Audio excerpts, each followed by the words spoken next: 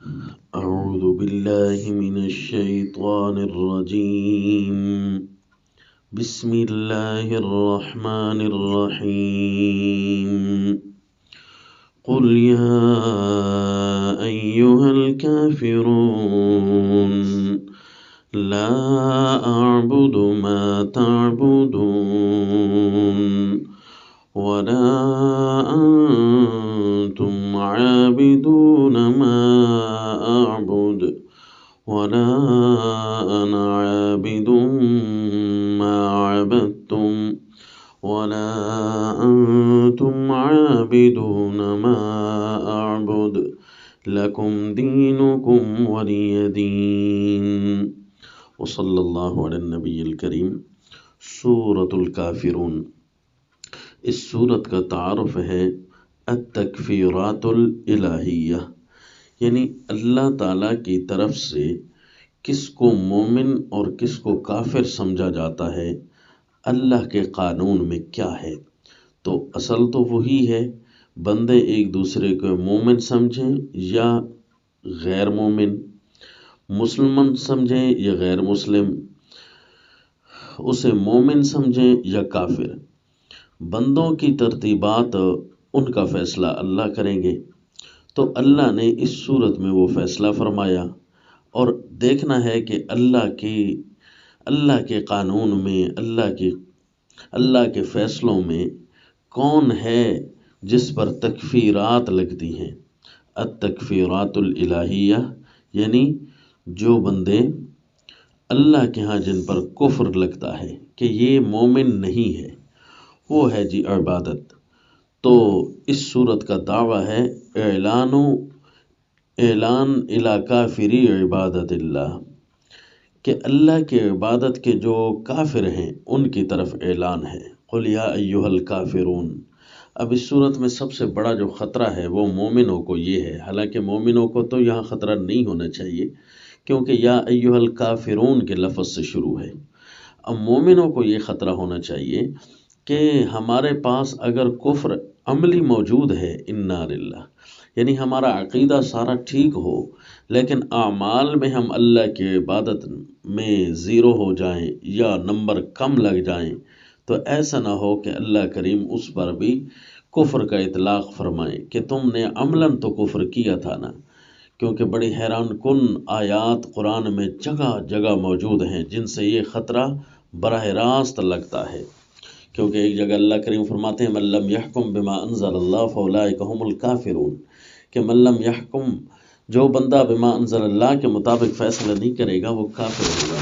اور ساتھ فرمایا من لم یحکم بما انزل اللہ فاولئک هم الفاسقون، کہ جو بما انزل اللہ کے مطابق فیصلہ نہیں کریں گے وہ فاسق قرار پائیں گے.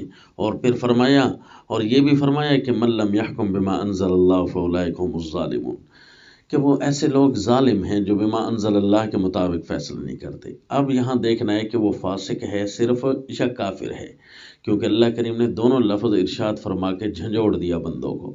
تو اب دونوں خطرے رکھنے ہیں کہ اگر تو کافر ہو گیا تو بات الگ ہے کہ فاسق بھی ہوتا ہے کسی اعتبار سے اور کسی اعتبار سے کافر بھی ہوتا ہے. لیکن یہ بھی خطرہ ہے کہ اللہ کریم نے فاسقون اور کافرون کو ایک ہی جگہ فرمایا ہو کہ وہ بھی فاسق ہیں اور جو دل سے تو ایمان رکھتے ہیں لیکن بظاہر ان کے ایمان کا کوئی مظاہرہ نہیں ہے، اللہ کی عبادت کا انکار کرنے والوں کی طرح لگتے ہیں، یعنی عملی کفر. تو اس کا مطلب ہے یہ عملی کفر ہے، اگرچہ بما انزل اللہ کے مطابق فیصلہ نہ کرنا پھر اتنا بڑا گناہ ہوگا کہ اس کو اللہ نے کفر سے تعبیر کیا. یہ نکتہ الگ ہے. تو اس سے ثابت ہوا کہ فاسق کو بھی کافر اللہ کریم نے فرمایا ہے یا عملاً. اور کچھ محدثین ایسے ہیں جو ایمان کے اندر اعمال کو داخل کرتے ہیں کہ اگر ایمان نہیں ہے، اعمال صحیح نہیں ہے تو بندہ ویسے ہی چلا گیا کیونکہ ایمان ختم ہو گیا اس کا. کچھ ایسے ہیں وہ فرماتے ہیں کہ لگتا یہ ہے کہ ایمان الگ شے ہے اور اعمال الگ شے ہیں. تو یہ تو محدثین اور اہل سنت کے آپس میں مباحث ہیں نا. اب اللہ کریم کیا فرمائیں گے؟ تو اس لیے خطرہ رکھنا چاہیے کہ بندہ کے پاس ایسا نہ ہو کہ ایمان اور اعمال ایک ہی چیز ہوں، بھائی کرنے کے لحاظ سے تو ایک ہی چیز ہیں، لہٰذا اگر کوئی فسق میں مبتلا ہوتا ہے تو اس کو بڑا خطرہ رکھنا چاہیے کہ کہیں یہ اعلان میرے لیے نہ ہو، کیونکہ عملاً کفر تو میں بھی کر رہا ہوں۔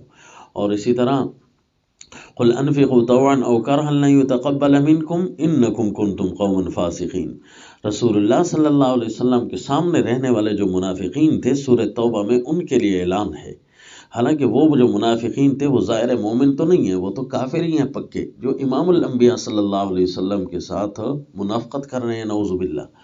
تو ان کے لیے جو لفظ ہے وہ بھی گھبرانے والا ہے، وہ آج ہمیں جھنجھوڑ رہا ہے۔ وہ لفظ یہ ہے قل انفقوا طوعا او کرها لن يتقبل منكم انکم کنتم قوما فاسقین، کہ اگر تم خوشی سے یا ناخوش ہو کر کچھ بھی خرچ کر ڈالو، اللہ تمہارا کچھ بھی قبول نہیں کرتا۔ انا للہ۔ حالانکہ انفاق اللہ کو بہت محبوب ہے بندوں کا، بندے جب انفاق کرتے ہیں تو اللہ کئی 100 گنا تک اجر بڑھا دیتے ہیں، لیکن اس کے باوجود منافقین کے لیے کہا گیا کہ تم خرچ بھی کرو، اللہ نہیں قبول کرے گا۔ کیوں جی؟ وہاں لفظ یہ نہیں ہے کہ کیونکہ تم کافر ہو، وہاں لفظ یہ ہے انکم کنتم قوما فاسقین، تم فاسق ہو۔ اس کا مطلب ہے اتنی گھبراہٹ رہنی چاہیے مومنوں کو کہ کہیں ایسا نہ ہو کہ کافر اعتقاداً تو کافر رہے، یہود و نصارہ سارے الگ ہو گئے، لیکن التکفیرات الالہیہ پوری سورت اللہ نے نازل فرمائی ہے، کہیں یہ اعلان ہمارے لیے اعتقادی اور عملی کفار کے لیے بھی نہ ہو کہ اللہ فرماتے یا ایھا الکافرون لا اعبد ما تعبدون، جن ہستیوں کی تم عبادت کرتے ہو نا، میں ان کی عبادت نہیں کرتا۔ یہ رسول اللہ صلی اللہ علیہ وسلم کی زبانی اعلان ہے۔ تو ظاہر ہے کافر تو غیر اللہ کی عبادت کرتے ہیں، وہ تو سمجھ آ رہی ہے، لیکن مومن کس چیز کی عبادت کرتا ہے؟ مومن کبھی اپنی دکان کی عبادت میں لگ جائے گا، نعوذ باللہ، کبھی جہاں اللہ کا کہنا ماننا ہے وہاں رشتہ داروں کا مان لے گا، تو یہ رشتہ داروں کی عبادت بن رہی ہے۔ جہاں اللہ کا حکم ماننا ہے وہاں خواہشات نفسانیہ کا کہنا مان رہا ہے، تو سمجھو خواہشات نفسانیہ کو اپنا رب بنا رکھا ہے۔ تو یہ فتویٰ، اس سے یعنی پورا کا پورا ڈر کر رہنا چاہیے کہ یہ کیس ہمارے اوپر بھی ساتھ ساتھ نہ بن رہا ہو۔ رسول اللہ صلی اللہ علیہ وسلم تو فرماتے ہیں کہ میں اس ہستیوں کی عبادت نہیں کرتا، ان چیزوں کی عبادت نہیں کرتا جن چیزوں کی تم عبادت کرتے ہو۔ ماں کا لفظ یہ مبہمات میں سے ہوتا ہے کہ اس میں کتنے افراد مراد ہوتے ہیں، یا عموم ہے یا خصوص ہے۔ ایک مبہمات یوں ہے، اور دوسرا یہ اعیان کے لیے، ذوات کے لیے بولا جاتا ہے یا اشیاء کے لیے بولا جاتا ہے۔ وَنَفْسٍ وَمَا سَوَّاهَا، یہ جو ہے ذات کے لیے بولا گیا ہے۔ تو اسی طرح ماں کا لفظ اشیاء کے لیے بھی بولا جاتا ہے، تو پھر اس میں یہ عموم تو کھڑا ہے نا کہ جن چیزوں، جن ہستیوں کی تم عبادت کرتے ہو میں ان کی عبادت نہیں کرتا، اور تم اس ذات کی عبادت نہیں کرتے ہو اے کافرو جس کی میں عبادت کرتا ہوں۔ اب رسول اللہ صلی اللہ علیہ وسلم کس انداز میں عبادت کرتے ہیں؟ مالی، بدنی اور لسانی، یہ عبادات تو ہیں۔ پھر جو جانی عبادات ہیں ان میں نماز، جہاد، یہ سب سے بڑی اور اوپر عبادت رہتی ہے، کہ جو نماز ہے وہ روزانہ 5 دفعہ ہے، جو حج ہے وہ زندگی میں 1 دفعہ ہے، جو قربانی ہے یہ مال اور جان ملا جلا اس میں صرف ہوتا ہے، یہ سال میں 1 دفعہ ہے، اور جو جہاد ہے یہ تو ہمیشہ سر پر ہی موجود ہے، کسی بھی لمحے۔ فرمایا قاتلوا فی سبیل اللہ الذین یقاتلونکم، جو تم سے لڑنے آئیں تو ان سے لڑو۔ تو یہ ہر وقت کی عبادت ہے۔ اب بندوں نے کتنی عبادتیں کی ہیں، چند مخصوص مراسم کا نام ہی عبادت نہیں، ہر جگہ عبادت کرنی ہے۔ وَلَا أَنْتُمْ عَابِدُونَ مَا عَبَدتُّمْ، اور یہ بھی اعلان سن لو، ابھی تک تو میں نے نہیں کی نا، اور میں کرنے والا بھی نہیں ہوں جن کی تم عبادت کر رہے ہو۔ اور فرمایا یہ پھر اعلان گھبرا دیتا ہے، وَلَا أَنْتُمْ عَابِدُونَ مَا أَعْبُدُ، تم بھی اس ذات کی عبادت کرنے والے نہیں ہو جس کی میں عبادت کرتا ہوں۔ اس کا مطلب ہے کہ کافر تو اللہ کی عبادت نہیں کر رہے، اور مومن اس کا مطلب ہے خواہشات میں پڑے رہیں گے۔ پھر آخر میں اعلان ہے لکم دینکم ولی دین، پھر تمہارے لیے تمہارے طریقے، میرے لیے میرا بنایا، میرا دین بیان کردہ جو اللہ نے بنایا ہے، تو لہذا ایک دین تمہارا اور ایک دین میرا۔